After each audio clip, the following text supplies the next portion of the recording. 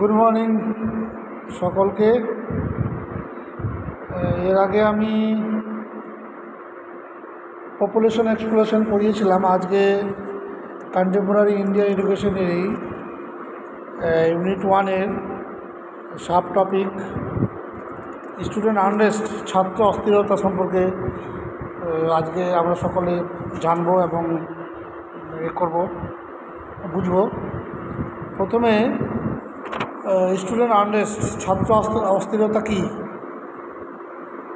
ছাত্র অস্থিরতা হচ্ছে এক ধরনের উদ্ধতপনা। ছাত্র অস্থিরতা হচ্ছে বিক্ষোভ। ছাত্র অস্থিরতা হচ্ছে সন্তুষ্টি নয়।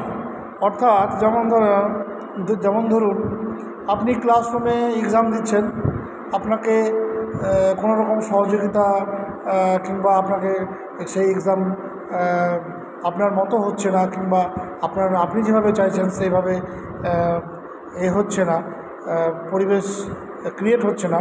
ওই ক্ষেত্রে যে ছাত্ররা চেয়ার টেবিল কিংবা ফ্যান, লাইট ফ্যান ইত্যাদি ইত্যাদি যে একটা বিশৃঙ্খলা সৃষ্টি করে, সেই সময়ের অবস্থাটাকে আমরা ছাত্র অস্থিরতা বলব। আর ছাত্র আন্দোলন কিন্তু আলাদা। ছাত্র আন্দোলন অর্থাৎ অন্যায়, অবিচার, হতাশা, অসন্তোষ এইসব দেখা দিলে কিন্তু ছাত্র আন্দোলন সৃষ্টি হয়।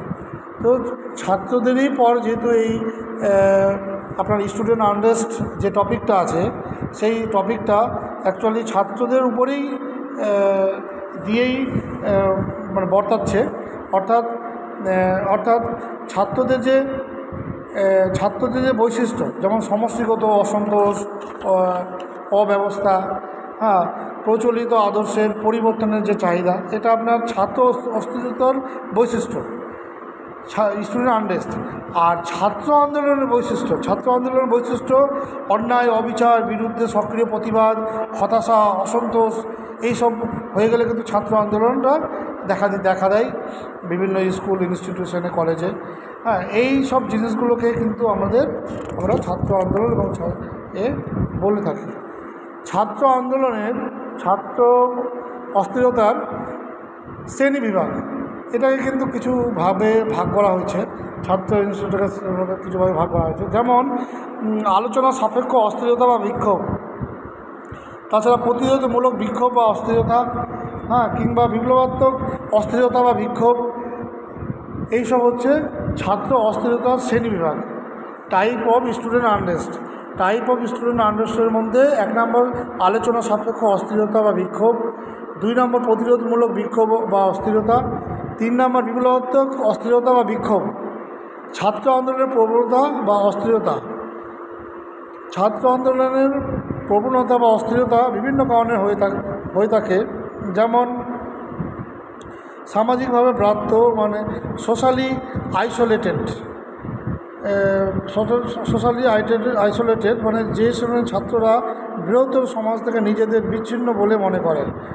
অপসীমতিমূলক ব্যক্তি, তাছাড়া পরিবারের প্রতি আসক্তিহীনতা, আনঅ্যাটাচ টু ফ্যামিলি, ওইসব ক্ষেত্রে। তাছাড়া প্রান্তীয়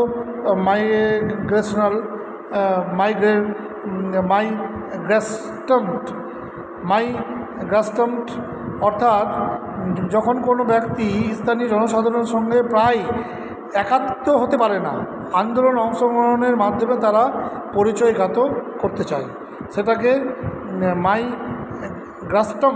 মাইগ্রেশন বলে থাকে। এই সব স্টুডেন্ট আনরেস্টের মধ্যে পড়ছে। এইসব স্টুডেন্ট আনরেস্টের মধ্যে যে ছাত্র এর কনসেপ্টটা আমরা কিছু সময় আগেই জানলাম। তাছাড়া ছাত্র অস্থিরতার বৈশিষ্ট্য, ছাত্র আন্দোলনের